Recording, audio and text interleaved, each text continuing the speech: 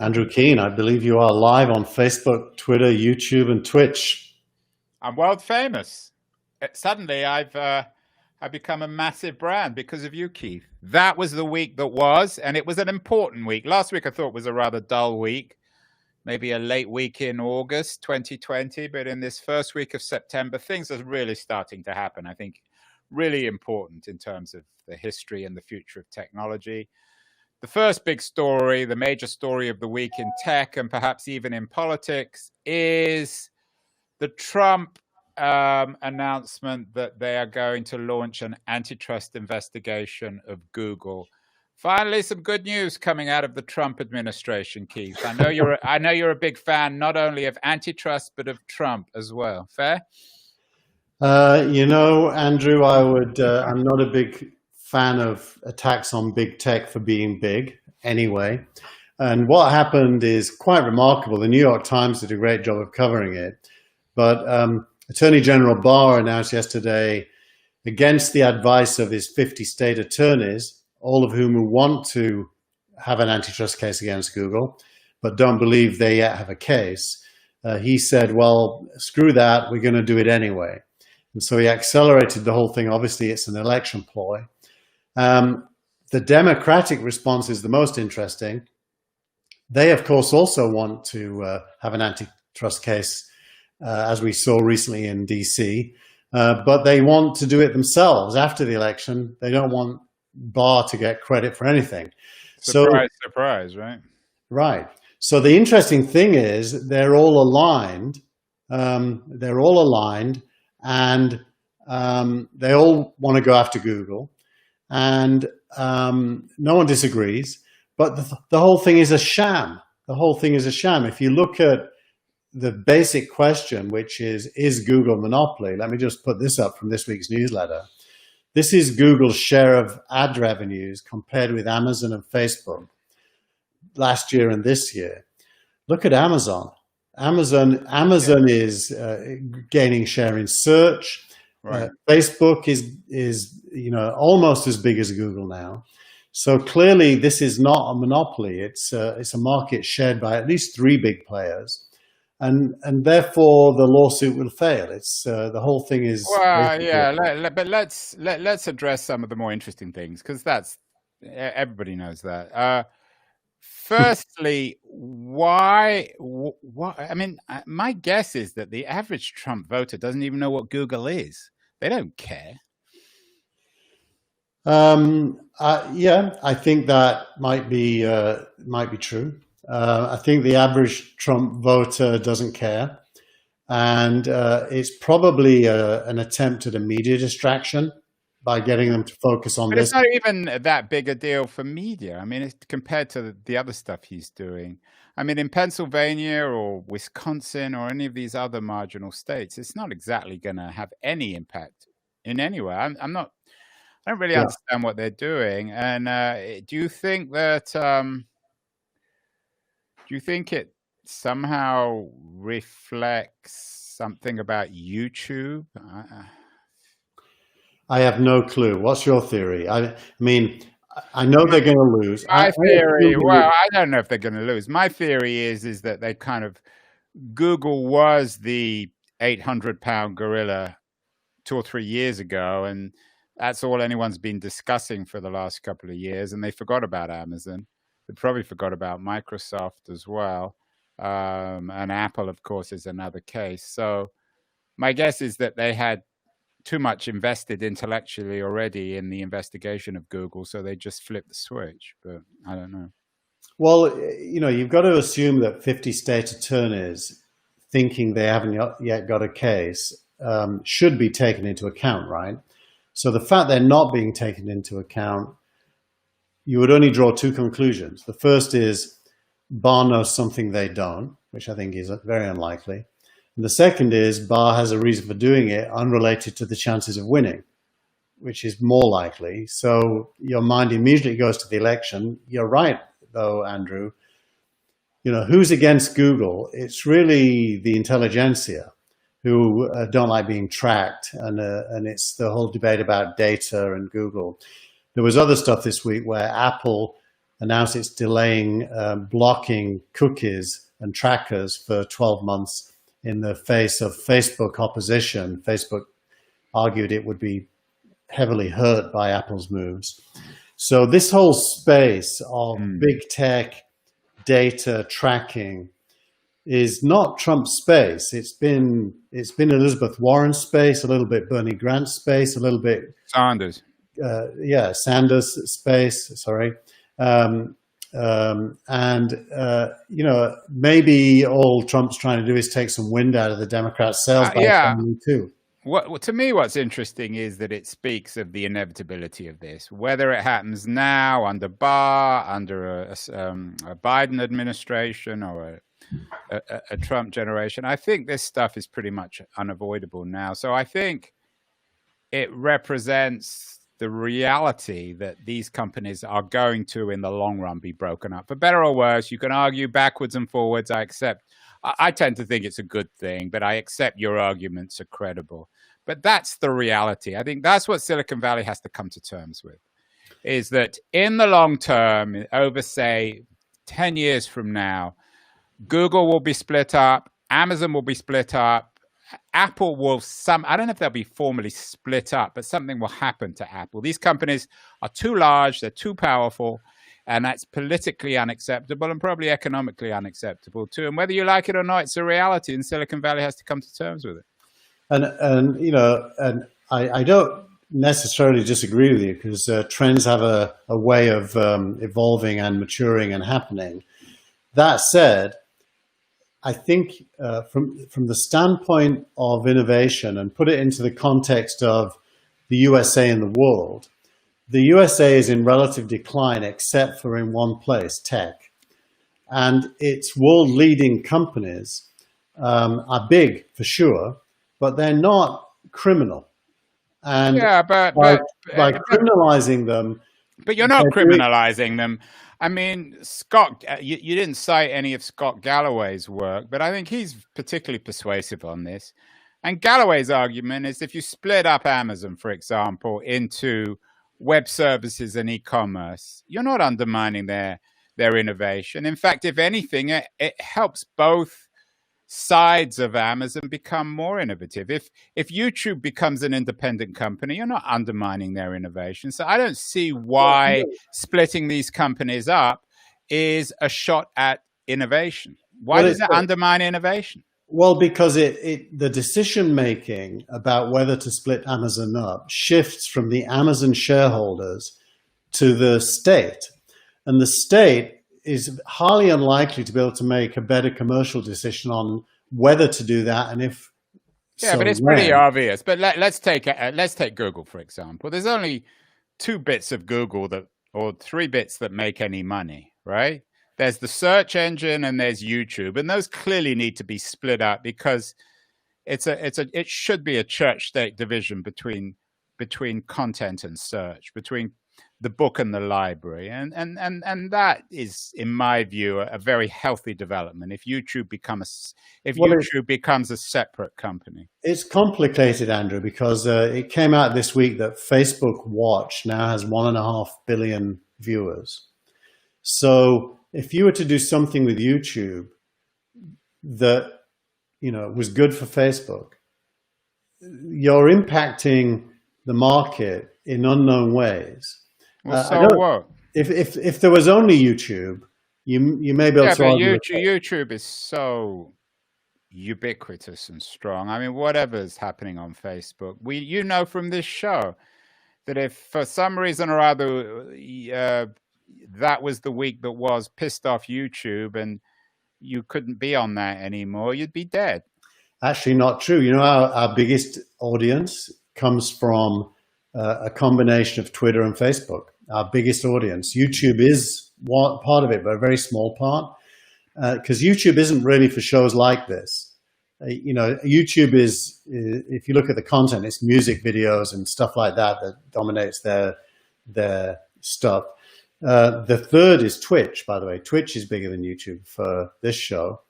And when LinkedIn eventually switches us on and allows us to do video, I suspect that will be the biggest of all. But I really don't understand why the antitrust stuff upsets you so much? You're a startup entrepreneur.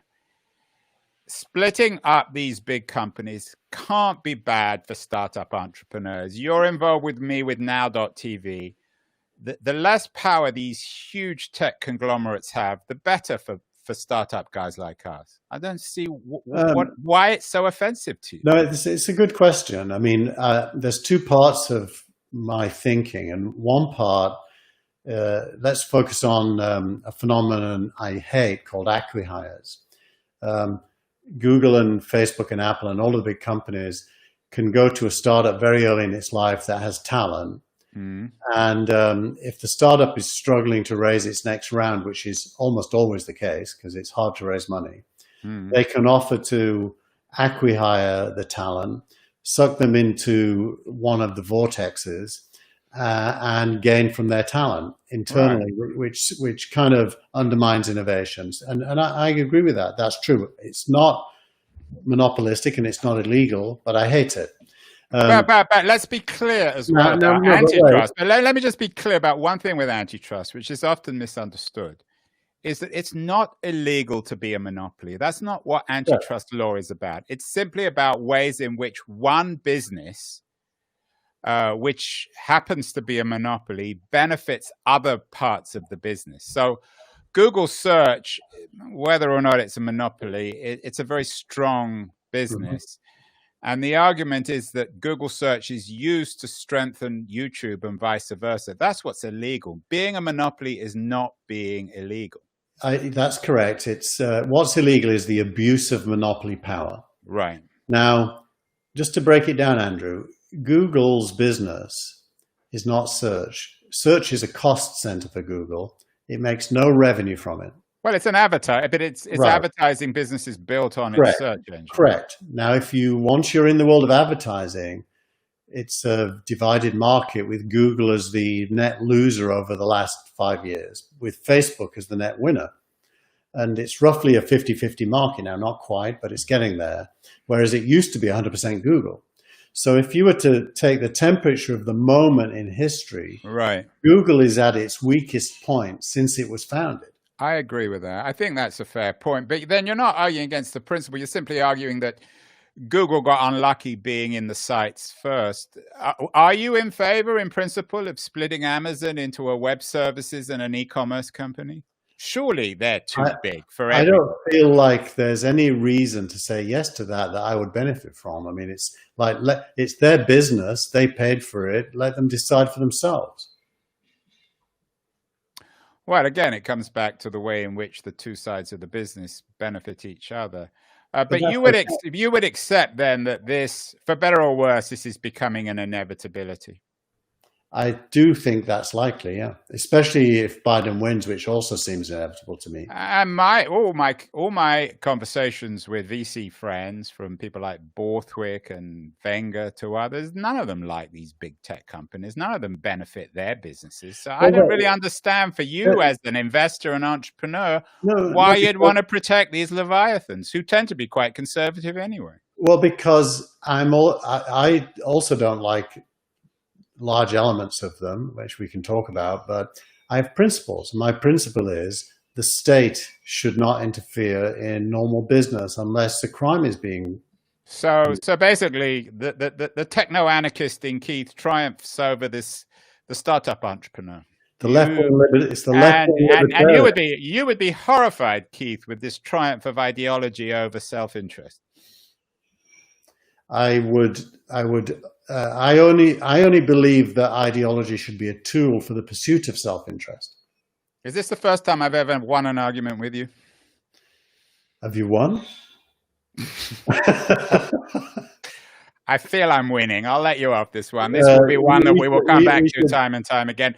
The one company we haven't mentioned, which isn't really a monopoly and which also is sort of intriguing, though, in this space, is Facebook, which is in the news for other reasons this week because of their decisions on political advertising, which is also enormously significant. What's Zuckerberg been up to this week, Keith? He has been pontificating about the election, especially as it gets closer. and asking himself the question, how will we react to not be participants in an unfair use of our platform? And he's talking about, the closer we get to the election, the more he won't take political ads. There's a whole bunch of stuff, but that's one of them. Because he needs more than 72 hours to be able to react. So 72 hours before the election, no more political ads. Sensible, right? I mean, well, you can't criticize that. I think it's just an acknowledgement that technology is not yet real time when it comes to assessing content. And he's just acknowledging that, which is true. People talk about AI and machine learning, but it really is still very early, technically speaking. So what else is significant in this news about Facebook?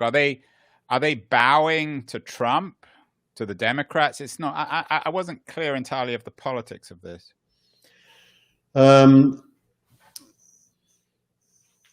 There are really no obvious politics to it because it's going to affect everybody. But I have noticed Facebook subtly. For example, there's a big thing at the top of Facebook. If you haven't been on Facebook recently, it'll come up saying, "Are you registered to vote? Click here if you're not."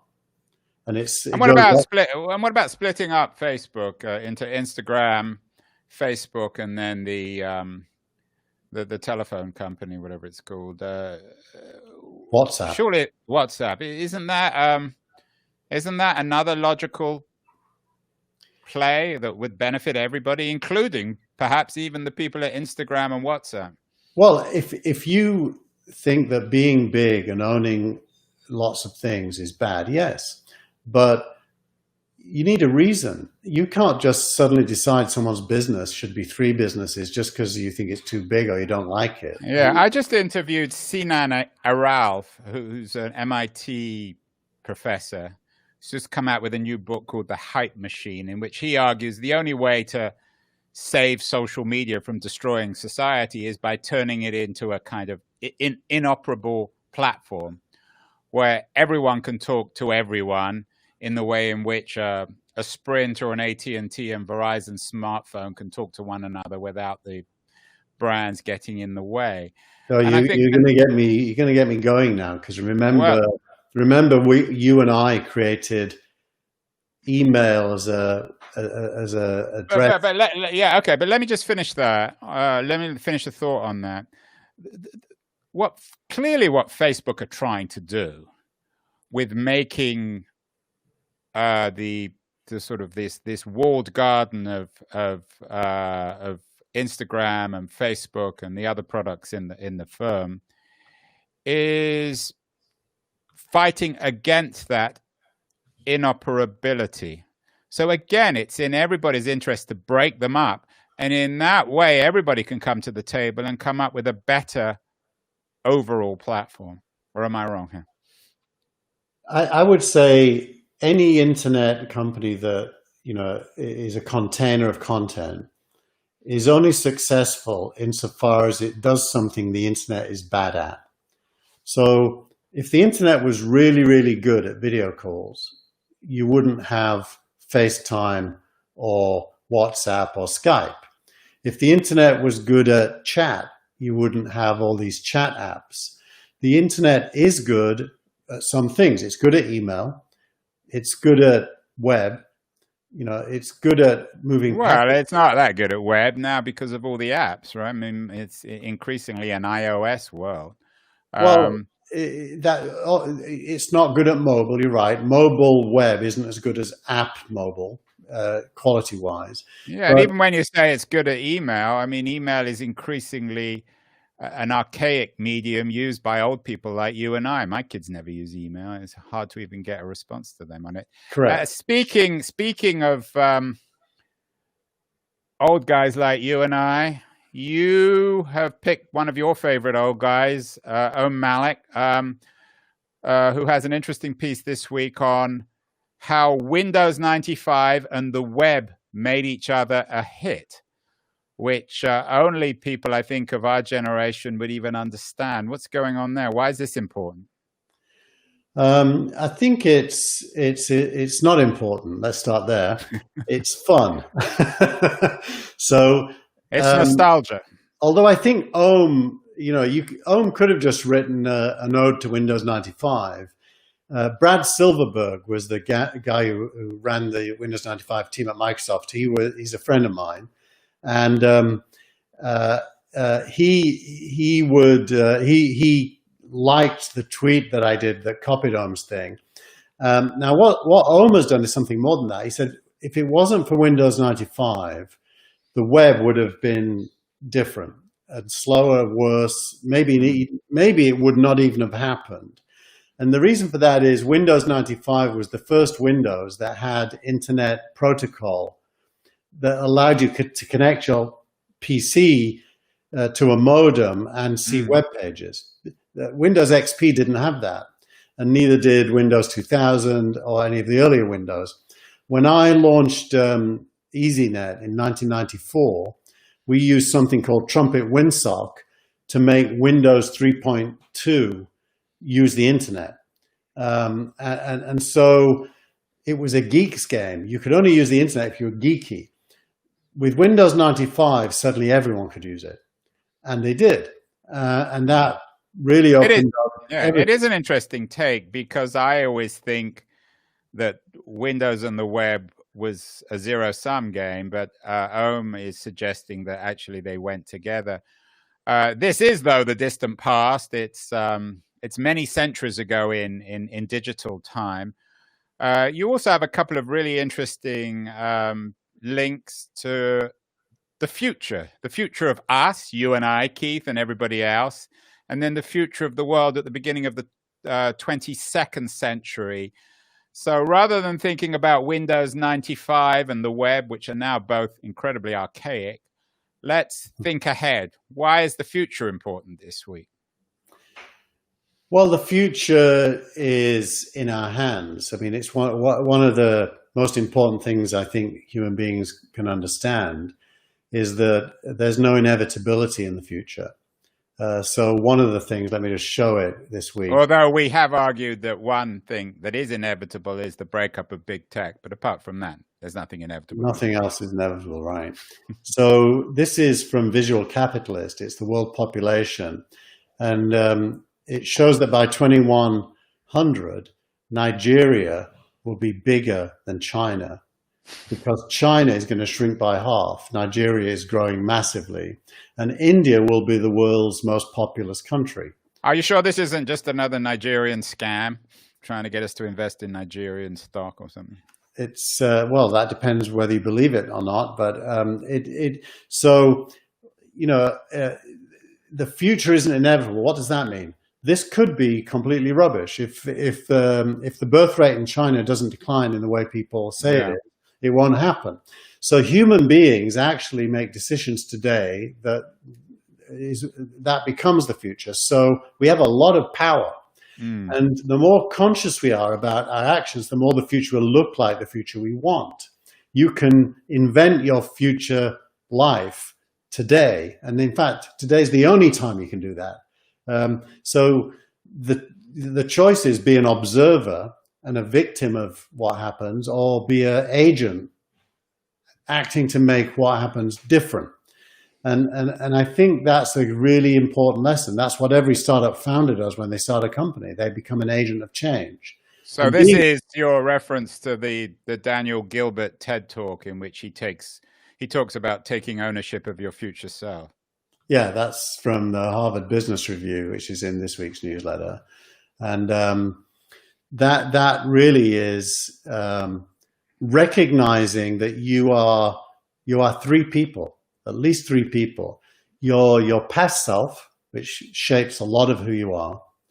Your present self, which is where you're struggling to figure out what to do.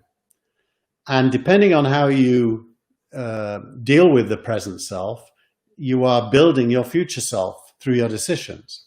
So on occasion, I've got real depressed. If one of my startups failed and it was my fault, and it was always your fault, Keith. It was always my fault. And if I get depressed and then I sit on my hands, I'm definitely creating a future self, which is going to be useless. So I've learned over many years, the only thing to do when you're depressed is to do something, because by doing something, you change what you are. And by changing what you are, you forget to be depressed and you start to get excited about the next thing. So I think it's a kind of really interesting take on history. History is made by people, and people have to make conscious choices if they don't want to be the victim of it. I agree, and I think the best futurists. I always note this talking to Bruce Sterling, the great science fiction writer who lives in Turin, a friend of mine. The best futurists are actually excellent historians. You can't be a good futurist unless you have a grasp of history, and vice versa, actually. And the problem all too often with tech entrepreneurs is that they're locked into the present. So, Keith, what's the future Keith Tier? What's the Keith Tier of the turn of the 22nd century when the world will be dominated by Nigeria? Well, so let's assume I'm not going to be dead soon, which is a big assumption. I don't think that will happen. But I am actually very focused on trying to do a better job of deploying money into the best startups in Silicon Valley. And this week I updated on thatwastheweek.com. I have a bunch of data, which are leaderboards of the best angels, the best microfunds, the best VCs, measured by scoring them against their outcomes. And I updated it this week, and I received a lot of inbound interest from family offices mainly who have money to deploy, saying, how could we use that data to put our money into the best companies in the Valley? And there is a good answer to that. So probably my problem set right now, there's three things. That's one of them. The second is working with Infarm, which is a portfolio company of mine that just raised 120 million euros to do vertical farming, to improve food and its availability in cities. And then I'm still working, of course, with ADV, my UK fund, with a portfolio of about 40 companies. So I'm busy. And the future me is whatever that all turns into.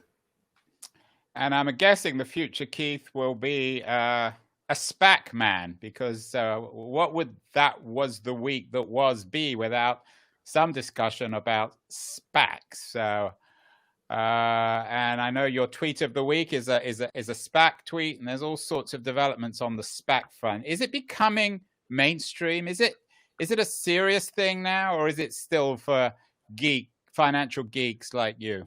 It's a really serious thing. This is the tweet of the week from Iris Choi. By the way, it's a long tweet with multiple sections, and it's the 101 on SPAC. So if you don't know what a SPAC is, get the newsletter from That Was the Week. It'll be published in about 2 hours from now.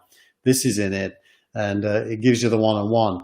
But even more interesting this week, Andrew, is that Reid Hoffman. Right, I was going to mention that. The grown-ups are getting involved. Anything that Reid Hoffman gets involved with, I start taking more seriously. Yeah, where let me just find that. Him and his sidekick Pincus, these were the guys who essentially invented social media at the end of the last century, at the beginning of the 2000s. So these guys know what they're doing. So the answer is it is becoming mainstream. It's becoming very mainstream. And Fred Wilson at Unisquare Ventures agreed with us, actually. Last week, we made the point that from the point of view of a company, a SPAC, an IPO, or a direct listing are pretty much all the same thing. It's just that there's a lot of SPACs now. And if it makes sense for you as a founder, you should do it.